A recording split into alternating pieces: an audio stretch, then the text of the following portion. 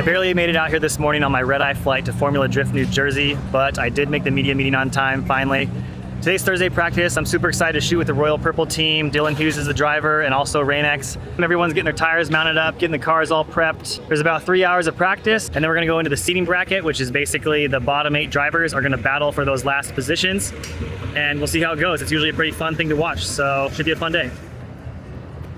I'm always wanting to record some of the team's radio chatter from the walkie-talkies, and what I've done in the past is just clip the walkie-talkie on the side of my camera, and that works okay because the camera's microphone basically just records what's coming out of the walkie-talkie.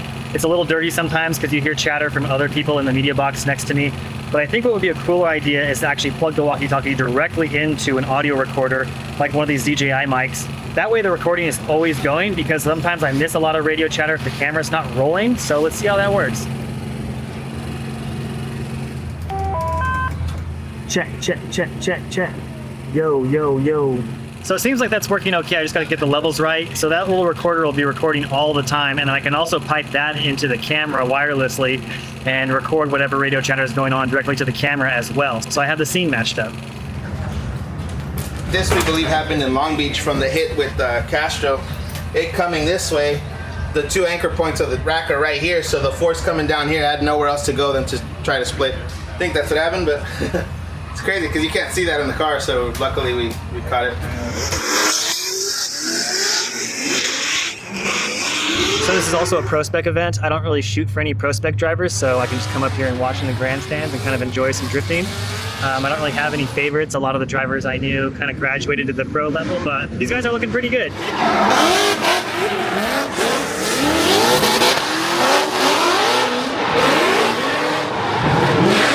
You're good still?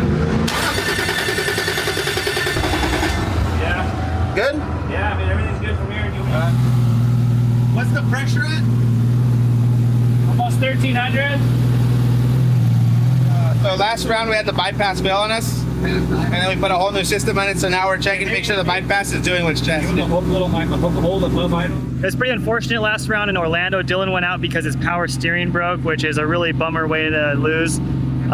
He was up against Odie on a one more time, and so it was definitely a hard battle. It wasn't like it was something that was going to be a walk in the park anyways, but the team definitely wants to make sure that's fixed. I've never actually seen somebody test the PSI of a power steering line, so that's pretty cool seeing that all go down. I learned a lot of stuff just being around the pits and talking with the mechanics that I actually apply in my own car and my own workflow, so it's kind of cool learning from these guys.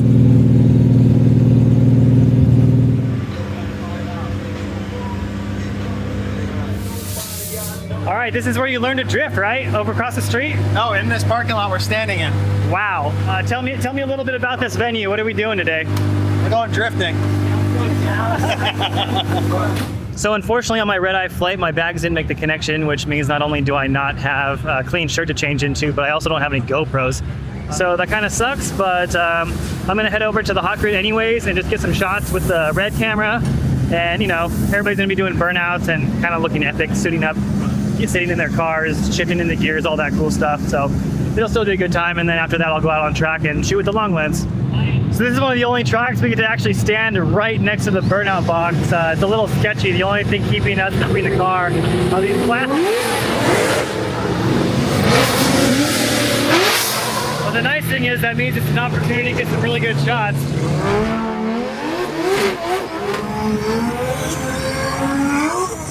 The burnout box is pretty fun, but it gets old quick, especially when it's this hot out. I think I need a water. I'm gonna head back and grab a different lens and then maybe go out on track. I didn't bring a tripod for this round, so we'll see how it goes. Hopefully my shots don't suck.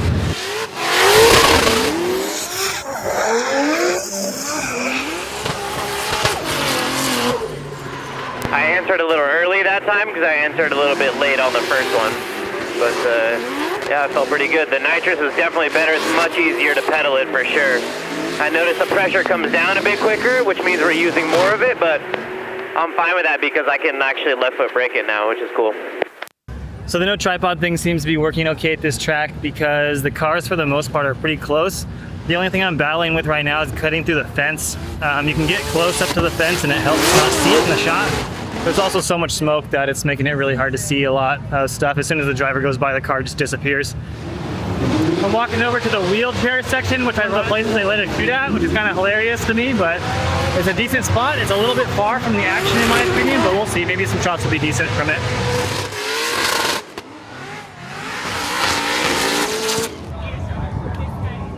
So practice 2 is about to start. It was super duper hot during the pro spec seating bracket. I ended up finding Dylan and Ryan cozied up in a nice little air conditioned office up there, so I joined them for a little bit. Pretty fun watching pro level driving with some pro drivers, but now it's time for their turn, so we'll see. They finally got their cars dialed in, so I think the tandems will be close. Dude, like they gotta wait for the smoke. That was sketchy as fuck into that last turn. That was a full guess, even in the lead. I don't know how the fuck. No wonder Turk ran into us. Practice 2 was really fun. I put the 50mm lens on and was shooting the driver's backlit through the smoke. I also tried this filter that I got. It puts like little circular rings around the shot. Probably wouldn't use it for everything, but it's fun for little artsy-fartsy stuff every now and then. I finished off practice over here at the initiation point. You get really close to the cars, and also you get some fun shots of the drivers coming out of that last turn with all that smoke in the background, and you can usually get some cool shot of them in the car getting on the radio or popping the visor on their helmet. For now, I think that's it for today. I think there might be a little bit more driving. I still see some fans in the crowd, but I'm not sure what Dylan's team's up to. We're staying at the same hotel, so I'm probably going to ride back with them and maybe jump in the pool or something, but I'm sure some dinner is in my future. A number 6 sandwich only. Bacon. Is that it? That's all. Thank you. 2 4-cow chicken English hash brown. So today's the big day. We're gonna do top 32 around 12 o'clock. Dylan's going against Jonathan Castro. Yesterday was kind of a chill day. We came to the track for the autograph session. I filmed a couple little videos with Ryan Turk for the Jumbotron. It's kind of a good day to just get some edits done. The team can kind of work on the car, get all the bugs worked out. Today I'm gonna try to go to some of the shooting spots I didn't get to go to on Thursday, and also I need to run some GoPros in the car since I finally got those from my late bags. But other than that, we'll see what happens. Hopefully my drivers make it up into the finals. It would be really cool and see them on the podium.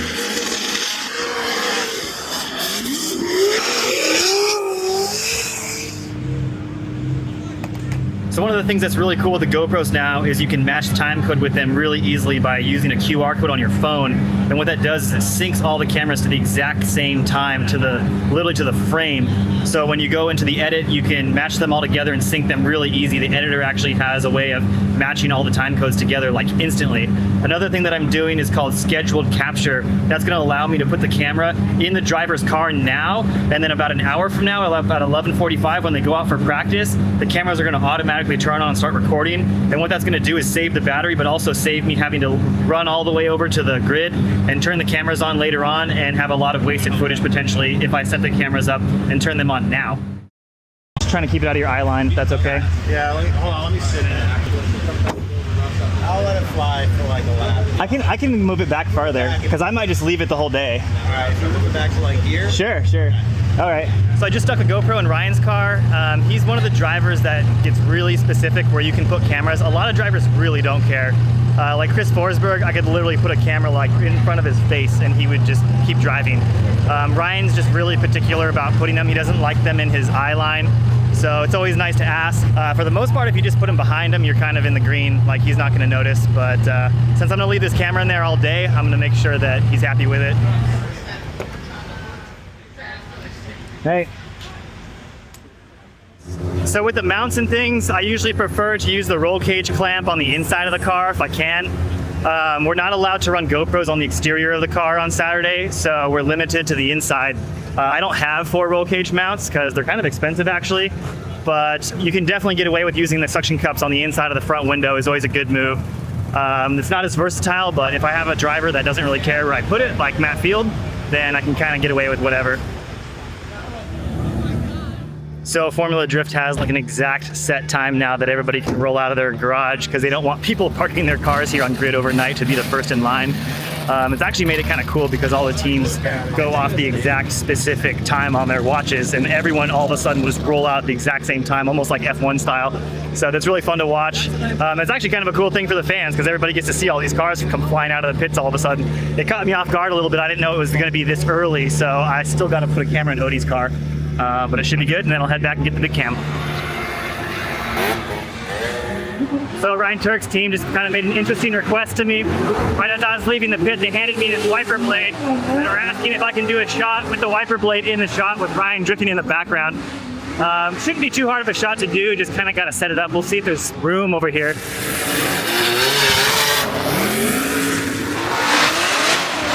So the rest of warm-up went pretty good. I think I got the Rain-X wiper blade shot that I needed. Also got some great shots of Dylan. And yeah, something I forgot to mention on my camera settings, I love running like a slow shutter, like a 30/24. It gives the cars a lot of like motion blur and makes them look like they're going really fast. I don't really worry about my aperture. I just kind of keep it somewhere in the middle. Always running the slow shutters, always making the cars look fast. It's so insanely hot today. I've kind of just realized that staying hydrated and like not fainting is going to become a task. Luckily, working for a team, you know, we got lots of waters and some food at the pit. Dylan's mom is always nice enough to make some sandwiches for everyone. It's good, keep the team rapport up, keep everybody fed. But yeah, I'm definitely gonna have to be careful today, wear enough sunscreen and also stay hydrated because can't work if you can't stay standing. So I see that you nearly turked yourself during warm-up. What happened? Oh, dude, I cannot wait to see the in-car of that wild Bronco ride I took on that first lap. That felt nuts.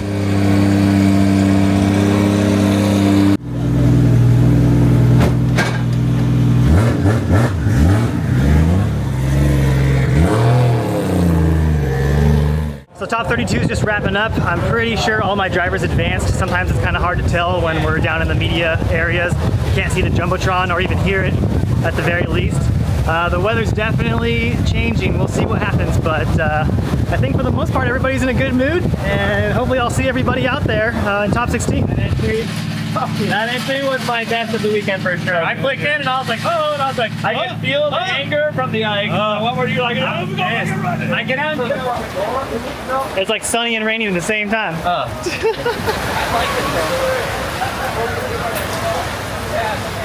This is perfect. It just downpours right now, and then Yeah, that's what it did last year too. yeah. Afraid it was going to do this on the first battle because I saw a couple drops. I'm like, we got to get this thing going or else we're going to be screwed. Right. Ended at the perfect time. So hopefully, get this out of its system, and then we have a nice and dry top some steam. Yep.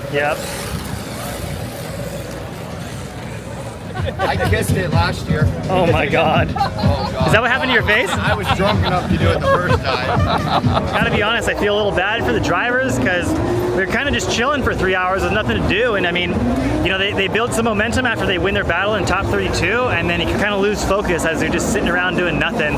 I understand it's great for the fans to be able to walk around and meet everybody and get some autographs, but it's really not good for the drivers' momentum and keeping their head in the game. So it's really gonna come down to, you know, like who can stay focused and be prepared, and we'll see. I'm rooting for Dylan, but he's going against Matt Field, who's also a buddy of mine. So I think I'm gonna be happy either way, but I would love to see one of these guys on the podium. So I don't work for Connor Shanahan to any capacity, but I always love shooting his car. He's like a really cool dude, and I'm also a sucker for those Red Bull colors. They just look so good, so I'm always gonna throw in a couple shots of him in there. All right, here we go. Dylan Hughes out front, the dozer through that start chicane. Matt Field, inside straight line approach for Matt Field. Here goes, oh boy, what was that? Matt Field, sparks everywhere, looks like he lost.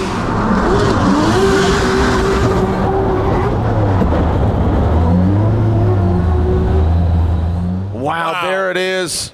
Okay. Quite an interesting occurrence there. Matt Field's wheel just like blew off. I think he dropped pretty hard, but everybody at the Hughes team is super excited. I feel bad for Matt. I'll go talk to him in a little bit, see what's up, but that was wild. Well, fun. Brand new wheel studs. One race. Orlando, here. You're the front one, mine's fucked up.